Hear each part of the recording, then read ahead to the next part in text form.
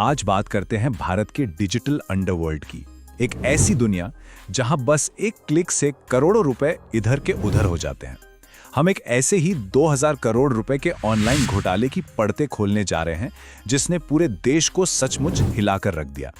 देखिए, ये कहानी सिर्फ पैसों की नहीं, ये टेक्नोलॉजी और क्राइम की एक बहुत ही खतरनाक गठजोड़ की है। 2000 करोड़ रुपए, जरा इस नंबर को देखिए। ये कोई लॉटरी का इनाम नहीं है, बल्कि भारत के सबसे बड़े ऑनलाइन घोटालों में से एक का सिर्फ शुरुआती आंकड़ा है। ये इतनी बड़ी रकम है कि सोचने में भी वक्त लगता है। और अब ये दूसरा नंबर, 150 किलोग्राम। ये किसी आम चीज का वजन नहीं है, बल्कि इस घोटाले में जब्त किए गए सोने की मात्रा है।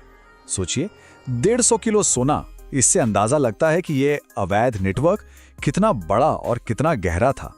तो 2000 करोड़ रुपए और 150 किलो सोना, ये दोनों आंकड़े मिलकर भारत के सबसे बड़े ऑनलाइन सट्टेबाजी घोटालों में से एक की एक बहुत ही भयानक तस्वीर बनाते हैं। तो सवाल यह है कि आखिर ये सब हुआ कैसे? चलिए इस डिजिटल जाल की एक एक कड़ी को बारीकी से समझते हैं। तो सबसे पहले बात करते हैं उस बड़ी कार्रवाई की जिसने इस पूरे नेटवर्क की कमर ही तोड़ दी। प्रवर्तन निदेशालय यानी ईडी ने आखिर कैसे इस 2000 करोड़ के भंडाफोड़ को अंजाम दिया? जब्त की गई चीजों की लिस्ट देखकर ही इस घोटाले के स्केल का अंदाजा हो जाता है। 150 किलो से भी ज्यादा सोना, जिसकी कीमत 150 करोड़ रुपए से भी ज्यादा है। और सुनिए, सिर्फ 2 लॉकरों से 50 करोड़ से ज्यादा के 24 कैरेट सोने के बिस्किट मिले। और ये तो बस एक छापा था। इससे पहले भी 103 करोड़ की संपत्ति, जिसमें कैश, गहने और महंगी महंगी गाड़ियां शामिल थी, जब्त की जा चुकी थी। और इस पूरी जांच के केंद्र में कौन था? कर्नाटक के चित्रदुर्ग से एक विधायक केसी वीरेंद्र। जैसे ही ईडी की कार्रवाई उनसे जुड़ी प्रॉपर्टीज पर हुई, इस मामले ने एक बड़ा पॉलिटिकल मोड़ ले लिया और कई नए सवाल भी खड़े हो गए। अब आते हैं सबसे बड़े सवाल पर। आखिर ये घोटाला काम कैसे करता था? आइए इस complex digital money laundering machine के काम करने के तरीके को समझते हैं। यह पूरा का पूरा operation 2 main online betting websites के जरिए चलाया जा रहा था, किंग 567 और राजा 567। हजारों लोग इन वेबसाइट्स पर पैसा लगाते थे और बस यहीं से शुरू होता था काले धन का सारा खेल। ये पूरी प्रोसेस 4 आसान से दिखने वाले स्टेप्स में काम करती थी। स्टेप 1, लोग वेबसाइट्स पर पैसा जमा करते हैं। स्टेप 2, इस पैसे को पेमेंट गेटवे के जरिए आगे बढ़ाया जाता है। स्टेप 3, इसे म्यूल अकाउंट्स के एक जाल में इतनी तेजी से घुमाया जाता है कि इसका असली सोर्स ही खो जाए। और आखिर में स्टेप 4, इस अवैध पैसे को एक जायज कॉर्पोरेट खर्च के तौर पर दिखाकर व्हाइट मनी बना दिया जाता था। अब यहां एक शब्द आया, म्यूल अकाउंट। तो ये म्यूल अकाउंट आखिर होता क्या है? असल में ये किसी अनजान व्यक्ति के नाम पर खोला गया एक बैंक अकाउंट होता है, जिसे थोड़े से कमीशन का लालच दिया जाता है।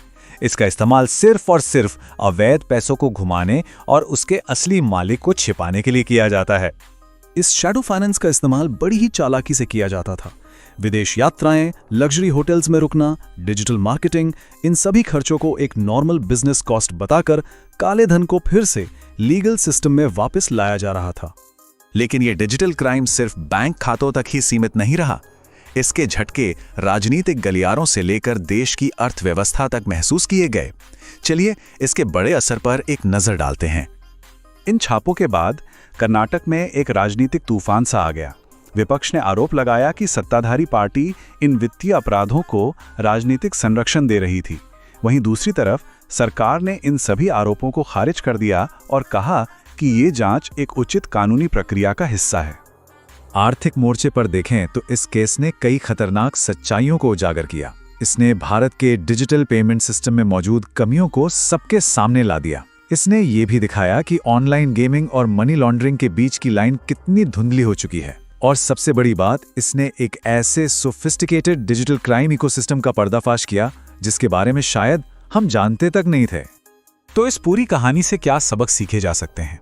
और सबसे जरूरी सवाल, इस डिजिटल दुनिया में खुद को सुरक्षित रखने के लिए क्या कदम उठाए जा सकते हैं? चलिए देखते हैं।